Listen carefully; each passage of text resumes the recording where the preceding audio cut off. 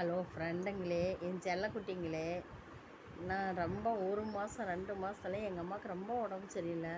கோபி ஹாஸ்பிட்டலில் சேர்த்துனேன். போய் செலவு பண்ணிவிட்டு வந்து ஒரு வாரத்துக்கு கூட்டிட்டு வந்து படுக்க வச்சுருக்கேன் வீட்டில். நான், தம்பி 2 பேர், இன்னொரு தம்பி இருக்காங்க.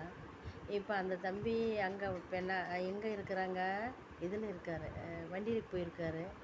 நாங்கள் பெண்ணாகரத்தில் தான் பிறந்தோம் வளர்ந்தோம் ஆளாகணும். ஊரை விட்டு ஊர் வந்தோம், சேலம் வந்தோம். எங்கள் அம்மா எங்கள் அப்பா 2 பேரும் எங்கிட்ட தான் இருந்தாங்க.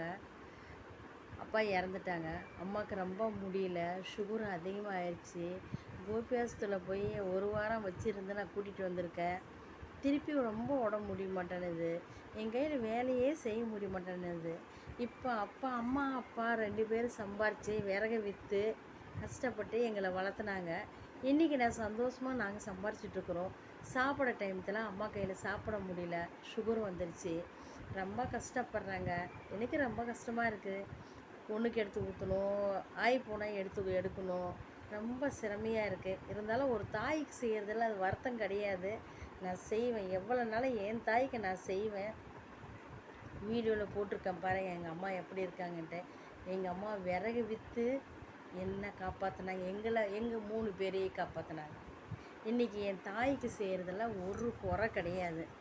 எங்கள் தாய்க்கு நல்லபடியாக செய்வோம். இன்னமே செய்கிறோம். காசு எதிர்பார்க்கல.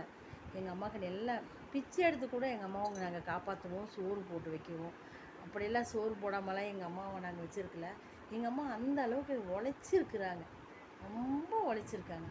எங்கள் அப்பா கூட பிறந்தவங்க 5 பேர் பொம்பளை பிள்ளைங்க.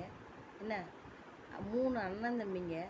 எங்கள் அம்மா அவங்க தான் மூத்தவங்க, மூத்த மருமக. எந்த அளவுக்கு அந்த வீட்டுக்கு அந்த அளவுக்கு உழைச்சி போட்டிருக்கோம் எங்கள் அம்மா. 12 வருஷம் குழந்தை இல்லை.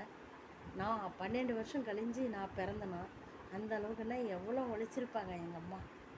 உழைச்சி எந்த அளவுக்கு ரொம்ப முடியாமல் போயிடுச்சு அம்மாவுக்கு. கஷ்டமாக இருக்குது. ஸ்டெப்பு கூட எடுத்து வைக்க முடிய மாட்டேனுது. யூரின் போக முடிய மாட்டேனுது. பாத்ரூம் லெட்டின் போக முடிய மாட்டேனுது. அள்ளி கொட்டிட்டு தான் இருக்கேன். என் தாய்க்கு செய்கிறதுல எனக்கு எந்த வேறுபாடும் கிடையாது. எங்கள் அம்மாவுக்கு செய்கிறதுல எந்த வேறுபாடும் கிடையாது. ஃப்ரெண்ட்ஸ், பார்த்தீங்களா, பொம்பளை பிள்ளைங்க இருந்தாலும் அம்மாவுக்கு அப்பாவுக்கு நீங்கள் செய்யுங்க. தம்பி செய்கிறான், தம்பி ஒய்ஃப் செய்கிறான், அண்ணன் செய்கிறான், அண்ணன் ஒய்ஃபு செய்கிறான்னு எதிர்பார்க்காதீங்க. என்ன 100 ஆகலைனாலாம் குடிக்காரன் புருஷனாக இருந்தாலும் அவன் எப்படியாப்பட்ட புருஷனாக இருந்தாலும் நம்ம அப்பா அம்மாவை விட்டு கொடுக்கூடாது ஃப்ரெண்ட்ஸ். இன்றைக்கி சொல்கிறேன், நாளைக்கு சொல்கிறேன், மோஜி நண்பர்கள் சொல்கிறேன், யூடியூப் ஃப்ரெண்டுங்களுக்கு சொல்கிறேன். என் தாய்க்கு நான் செய்கிறேன், இன்னுமே செய்கிறேன். அப்புறம் வீடியோவில் போட்டிருக்கேன். இன்னமே செய்கிறேன். இன்னமே ஆய் எடுத்து அள்ளி கொட்டிட்டு தான் இருக்கேன். எங்கள் அம்மாவுக்கு இன்றைக்கி கூட ஆஸ்பத்திரி போயிட்டு வந்தேன். யார் அது மாதிரி செய்வாங்களோ செய்ய மாட்டாங்களோ எனக்கு தெரியாது. சுகரும் வந்து 600 தான். வயசாகிடுச்சு, 80 வயசு பக்கம் ஆயிடுச்சு. இன்னமே நான் அம்மாவை பார்க்கணுன்னு எனக்கு ஆசை. அம்மா வேணா என் கூடையே கொஞ்ச நாள் இருக்கணும்னு ஆசை. என்ன இருக்கணும்னு நம்ம தாய்க்கு செய்கிறதுல எந்த குறை கிடையாது, வேறுபாடு கிடையாது. நம்ம தாய்க்கு செய்யணும். நம்மளை பெற்று வளர்த்தாங்க இல்லையா, ஆளாக்குறாங்க இல்லையா, நம்மளை பார்த்து ஒரு பூச்சி கடிக்குமா, ஒரு எறும்பு கடிக்குமா, ஒரு கொசு கடிக்குமா, பாம்பு கடிக்குமா, தேள் கடிக்குமான்ட்டு எவ்வளோ கஷ்டப்பட்டு நம்மளை தாளாட்டி வளர்த்துருப்பாங்க நம்ம தாய். நம்ம தாயை பார்க்குறதுல என்னங்க தப்பு? இன்றைக்கி பசங்களாம் தூக்கி எறிகிறானுங்க. என்ன பசங்கள்லாம் அப்பா அம்மாவை பார்க்க மாட்டேன்றாங்க. அந்த பொம்பளை பிள்ளைங்க தான் பார்க்குறாங்க. தயவு செஞ்சு என்ன மாதிரி பொம்பளை பிள்ளைங்க அப்பா அம்மாவை விடாதீங்க, பார்த்துக்காங்க. நாம் சாப்பிட்றது இவ்வளோ சோறுனாலும் இவ்வளோ சோறு கொடுங்க, நீங்கள் இவ்வளோ சோறு சாப்பிடுங்க, சரிங்களா?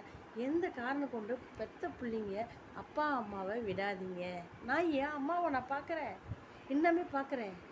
ஏரியாவில் இருக்கிறவங்க அத்தனை பேர் அப்பா உங்கள் அம்மாவை இப்படி பார்க்குறியான்ட்டு காலையில் தூங்கி எழுந்திரிச்ச உடனே ஒன்று கூட்டு ஃபுல்லாக நினச்சி வச்சிடுறாங்க. எல்லாமே நான் தான் துடைச்சிட்ருக்கேன், நான் தான் செஞ்சிட்ருக்கிறேன். என்ன பெற்ற பிள்ளைங்க என்றைக்கு அப்பா அம்மாவை விடக்கூடாதுங்க. 1000 தான் ஆகலைனால நம்மளை பெற்று வளர்த்து ஆளாக்கிருக்காங்க.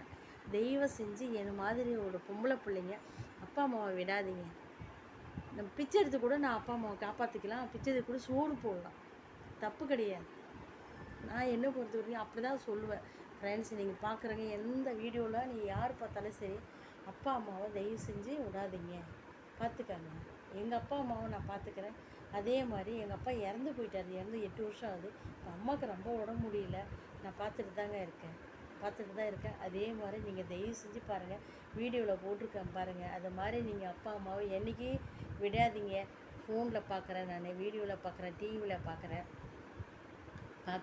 அப்பா அம்மா விட்டுட்டாங்க, அம்மா விட்டுட்டாங்க, பிள்ளைங்க விட்டுட்டாங்க, எவ்வளோ வருத்தப்படுறாங்க அப்பா அம்மா தெரியுங்களா? அப்படி வேண்டாங்க செல்லக்குட்டிங்களை, அப்பா அம்மாவை பாருங்கள். சரியா? ஓகே.